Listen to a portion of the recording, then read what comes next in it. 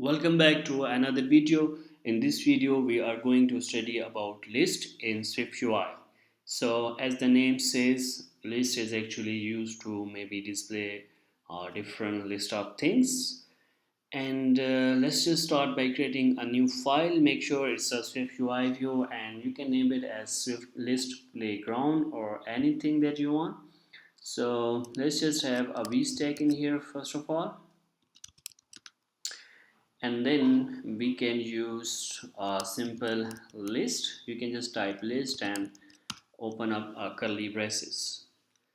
So now anything that you write inside a list, it will be on the screen. Like let's just say if you want to write a simple text that says maybe item 1, and you can have your item in the list. This is how easy it is to use list. And let's just say if you want maybe item 2, so you can have that, and maybe let's just say if you want an item 3. So this is how simple it is to use list. You can have like anything inside your list and it will be on the screen. So yeah, this is how easy it is to use list.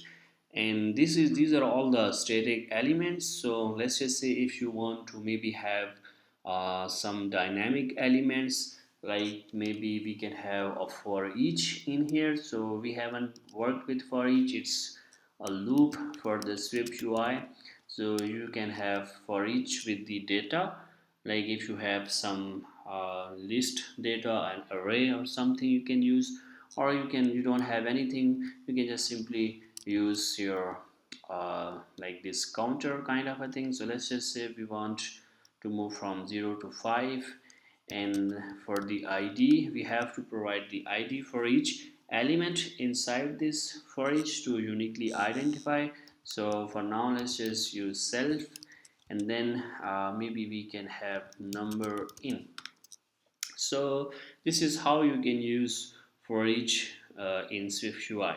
So and now we have this let's just display a text since we have our loop going on. So we can say maybe item, and yeah, and then let's just maybe use this number inside it so that we can know this is coming from, yeah. So this is how easy it is. So now you have this static element that you write your own, and then we have these dynamic elements, I would say, that are coming from the for each. And this is how easy and flexible this list is with both of these types. And we haven't worked with the struct as well, but struct is a very useful data structure in SwiftUI, or in Swift. It's actually a part of Swift and of SwiftUI. So how we can use struct? We can use struct simply by writing a struct keyword, and then we need to name the struct. I'm sure you should know this from Swift. And let's just name this struct maybe as animal. Okay, so we have the curly braces, and now we want to write the properties of this maybe animals. So let's just say this animal has a name and it's maybe string, and let's just maybe give it a color. Like this animal has a color. This animal, I guess this is a kind of a model for the animal. So now we can have our list at the top for these animals. So we can have maybe var, let's just name it as list of animals, and then we can specify the type as animal, and then you can open the square brackets, and inside we can just use the dot init, and we can create a new animal. So first let's just have maybe a tiger, and for the color not sure, maybe we can use red. I think tiger is more yellowish, so let's use yellow maybe. And then let's just we have create another, and let's just name it maybe our dog. And for the color let's just maybe have brown for the dog, and we can create another animal. Let's name it as maybe yeah, horse maybe. And for the color let's just have red. I'm not sure, horse is actually more brownish and combination of brown and yellow, but let's just have red for it. So now we have this list of animals. So what we can do now, we can have another list in here. Let's just say list of animals that we want to display. So we can use for each on it. And yeah, for the list of animals, we also have to provide the ID, because we haven't, and this is actually important because we already have provided ID by self in here. So let's just not do the same in here. Instead we can conform this animal to identifiable protocol, and once we make it identifiable, we have to use the ID in here, and it can be anything. So let's just have it maybe as string type, and then we can use UUID. I'm sure you should know this is a random ID. It will be a random ID, and then after creating we want to use its string type. So now we have our ID, so we don't have to worry about this ID stuff in here. We just have to use this. If we want to use this animal object, we can use it like maybe animal in, and if you don't want to use it, you can just use this underscore in here. But since we want to use it, so let's use it.